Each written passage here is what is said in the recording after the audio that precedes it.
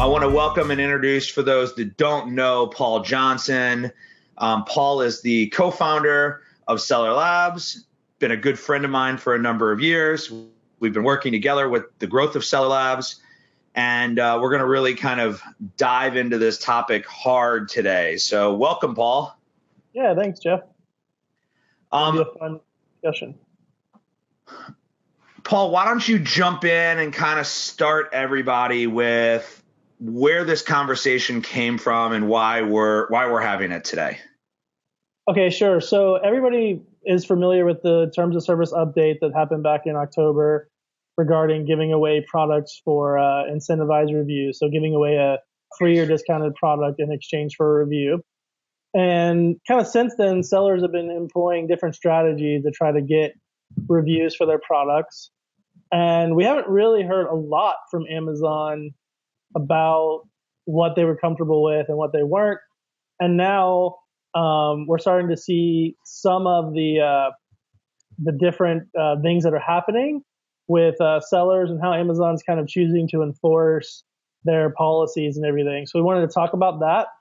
Specifically, we've seen a heightened increase in Amazon looking at buyer-seller messaging and how people are asking for product reviews, and also how Amazon is treating products that are given away at a discount and then and getting reviews. So I want to kind of go through all of those, talk about what's acceptable, and kind of understand the risk levels of different tactics and stuff like that, and just get everybody on the page as to what's going on. So we've seen a couple of blog articles published today. So I published one today. Cynthia Stein published one, and so we're kind of going through there and everything. So that's basically what the premise is to kind of have a long form discussion about what's happening.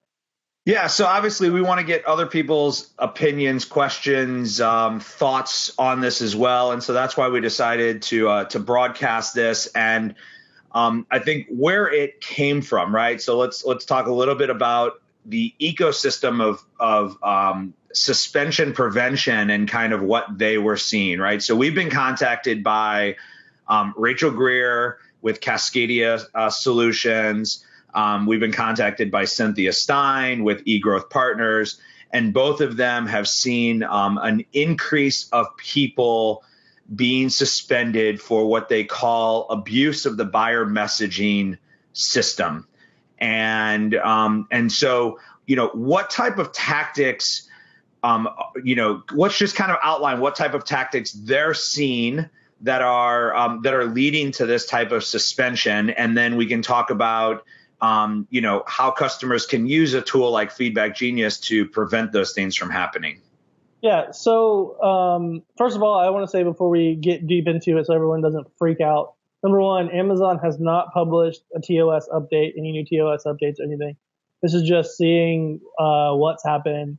Number two, although these companies deal with a lot of suspensions and stuff like that, it's still very, very small percentage in the grand scheme of things. So it's not like we're hearing like lots of customers. These are, I can count on one hand the number of cases I've looked at personally. So it's not anything crazy big, but it's something that everyone needs to be aware of. So the biggest things that people are doing that absolutely is a no-no, and it's always been against Amazon's rules, even before the incentivized review updates, is kind of asking only for positive feedback or a 5-star review. So you can't say like, please leave me a 5-star review, basically, right? You can't do anything like that. And a lot of the cases where we've actually looked at the messaging, where Amazon has gotten on to people, they were actually putting in messages where they were like kind of asking they were giving a sample review for the buyer and saying, hey, like, here's an example of a review. Would you mind posting something like this? This is obviously against Amazon's terms of service. You don't want to encourage the buyer. Now, some of the stuff that's been a little bit in the past, Amazon's never raised a flag, was kind of saying, hey, if you have a problem, contact us. But if everything's positive, we'd appreciate a review. And so you don't want to use that kind of if language anymore. You don't want to say, here, contact me if there was a problem, but if everything was great, leave a positive review. And we even had a template in Feedback Genius that allowed that type of messaging. It's pretty effective, but you don't want to do that anymore. You don't want to. You want to basically you can definitely offer customer service, but you can also ask for a review, but they can't be dependent upon each other. You want them to be exclusive.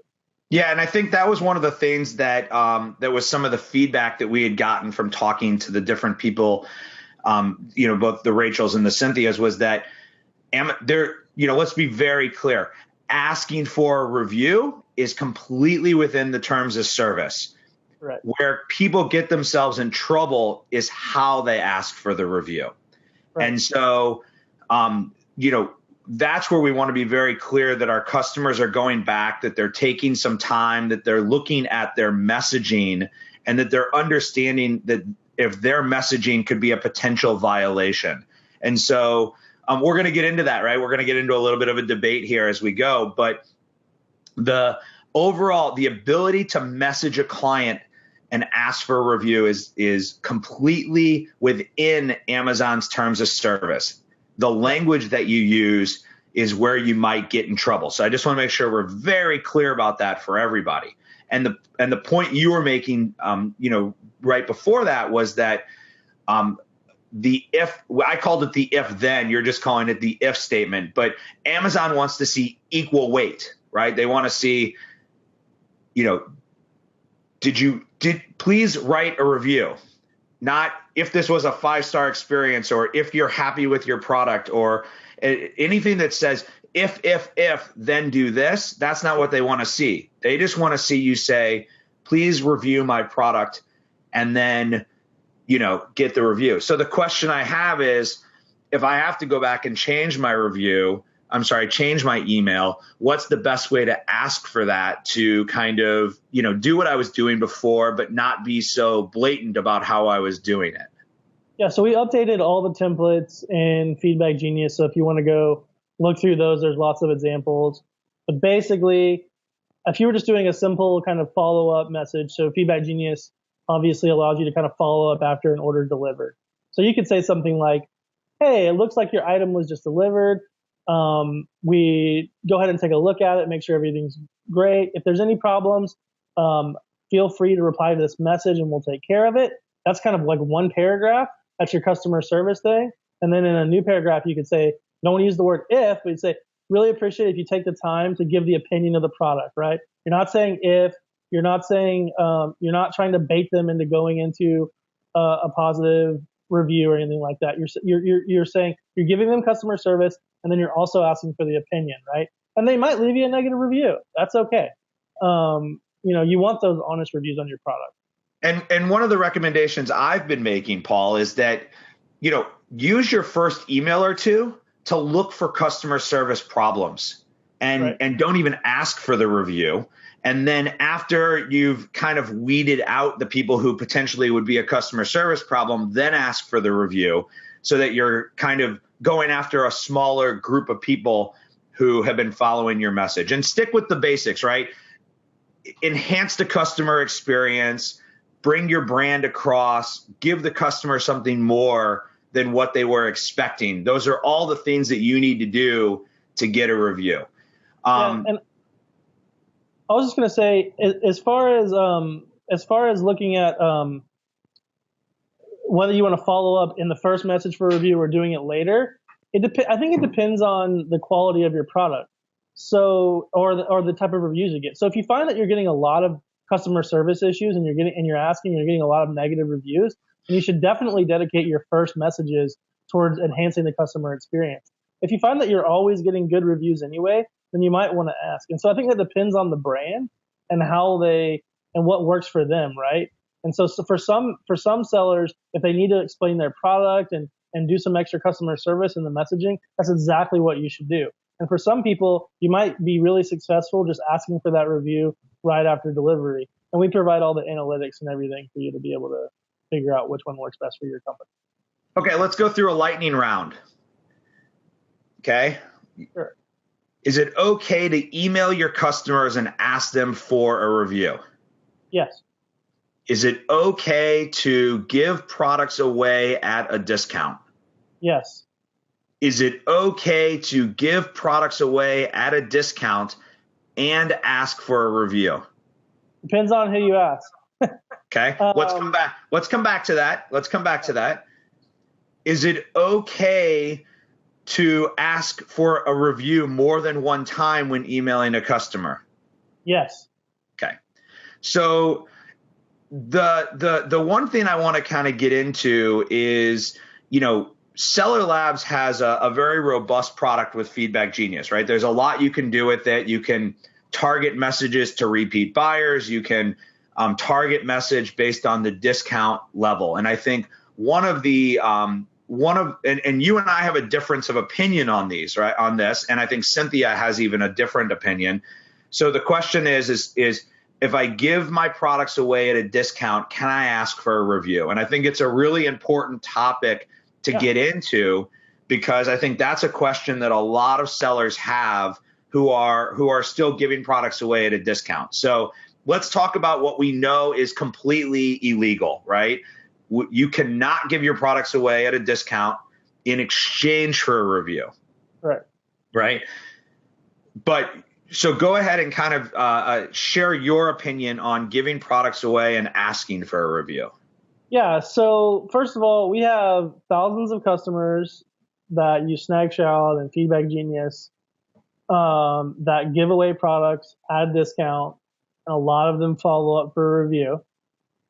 I personally have not heard of any case of if they were just giving away a product at a discount and asking for a review and not using weird messaging where they were trying to direct people to only leave positive or anything like that. I personally have not heard of any case that I have seen evidence from Amazon where I've seen the suspension or the policy warning, where anybody's even got a policy warning for doing that. I have not seen that. Now, I have talked to Cynthia, and she claims that she has seen some cases where people that were giving really large discounts got a policy warning when they were following up for a review. Now, every time that I've ever been able to look into one of those policy violations, I've always seen a bunch of other stuff that those sellers were doing. That is why they were getting their accounts in trouble. It wasn't just, I was giving away a product at a discount asking her for a review. All right, so I'm going to give you a different opinion, and then let's state Cynthia's opinion since she's not on the call with us. She's not here to defend herself. She's not here to defend herself, but I think we both understand her stance on this, which is that if you are giving away products at a discount, you should not ask for a review. That's her opinion. She's very black and white. There's a right and a wrong, and in her mind, any risk is too much risk. Okay. Right. And we both listen and understand and respect that opinion. And that is definitely an opinion that Amazon sellers can have. For myself, I believe that any product that I give away for a discount greater than 50%, that's a number that I picked for myself. I do not ask for reviews. So I have asked Cynthia point blank if she had ever seen anybody that was giving products over for 50% and asking for a review, if she had seen any policy warnings or suspensions, and she said no for that. But she's not gonna. Yeah, under. That's what I'm trying to say. She's only seen them being over 50%, not under. So that's what she said. Now I don't know if she's gonna go on the record as saying that. But no, I don't think it's a matter. I don't think it's a matter of anybody going on the record. I think what it comes down to is that sellers have a business, and we all are kind of beholden to Amazon and their policies, which are sometimes defined and sometimes they're not defined. Okay. This is a case where the policy from Amazon is not completely defined. And so there's gray area. And I think the best example was the one that Brandon shared when all of us were talking about this last week, which is if you look at like a spaminator tool, right? A tool that identifies spam for your email. It doesn't just say, is this email spam, yes or no? It assigns points. And so everything that you do can determine your point value. And I believe Brandon is correct that Amazon's algorithm probably works in the same way. So if you give a product away at a discount, that might get you a point. If you do a heavy discount, it might get you 2 points. If you do a heavy discount for a long period of time, it might get you 3 points. So the more actions that you're taking as a seller, the bigger risk that you begin to take with Amazon for the actions that you're taking. So if you're giving away, I mean, it was kind of like I put all these scenarios together and we were laughing about them, right? I was like, okay, so you give away product at 90% off for a long period of time, and you write a bad email only looking for positive reviews. Your chances of getting suspended are really high. If you're giving away products at 50% and you do it one time and you ask for reviews, your chances of getting suspended are probably significantly lower. And Let me correct you too. I don't think it's your chances of getting suspended.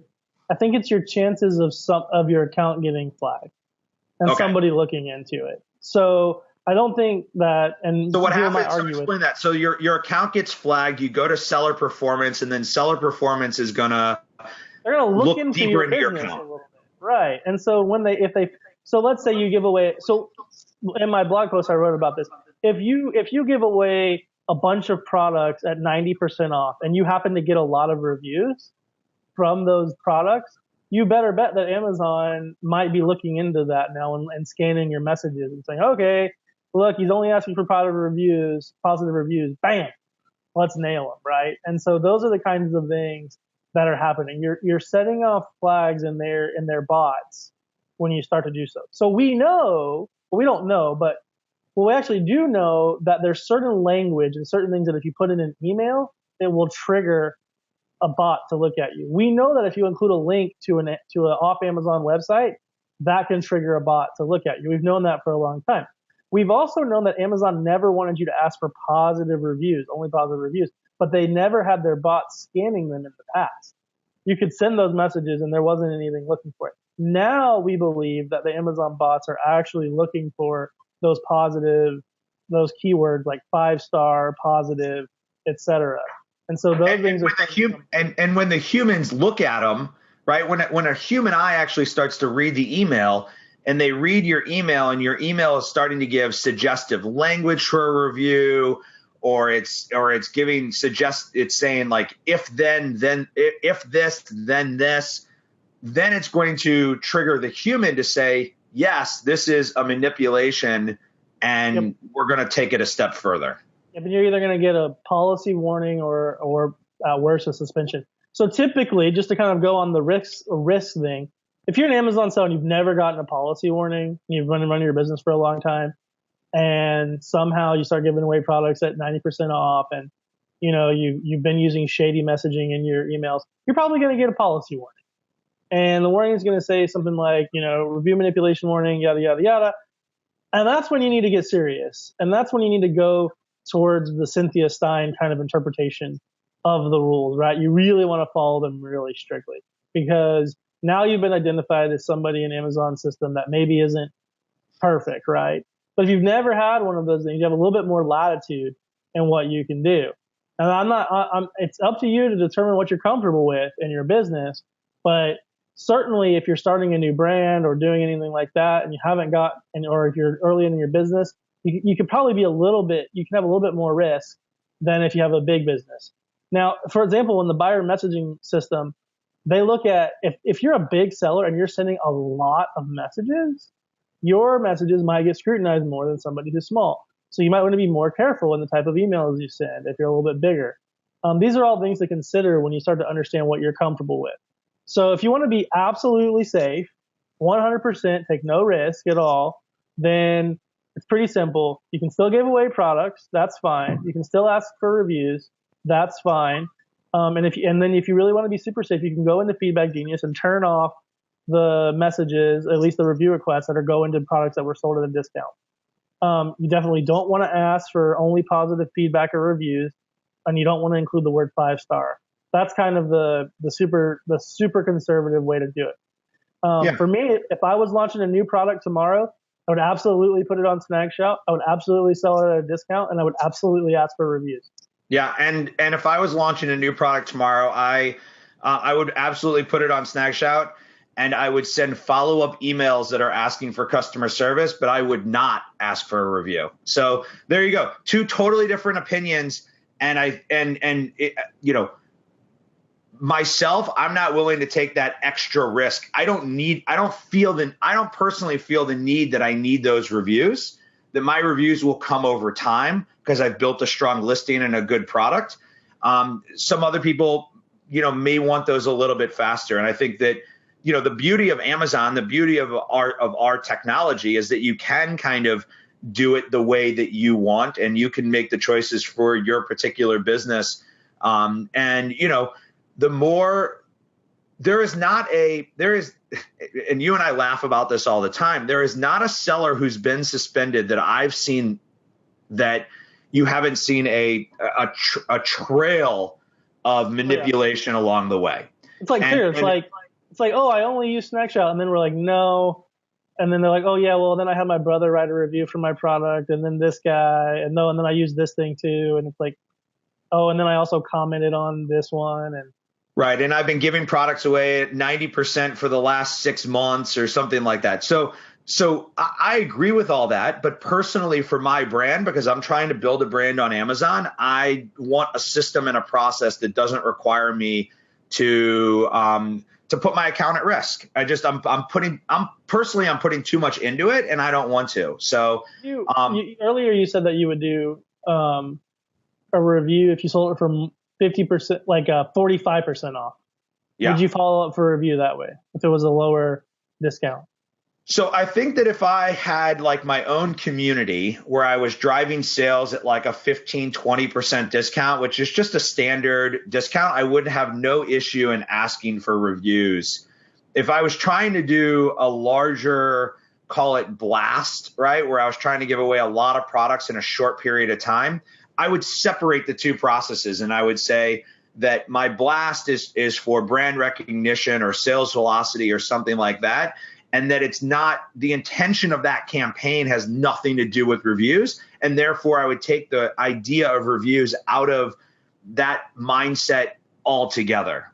Right. You're just using that to increase your sales rank and improve your search position and those types of things. You're not worried about driving reviews. Right. Or even if I was doing something like what we talked about with Patrick's long-term storage fees, if I was giving away a bunch of products to just move them out of my inventory, I wouldn't ask for reviews.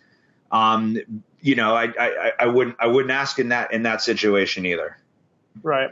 So let's kind of wrap this up here and go through some of the really quick things that you talked about in the blog post. So, again, don't give away any discounted or free products in exchange for a review. So this is the old school. I'll give you a product if you write a review.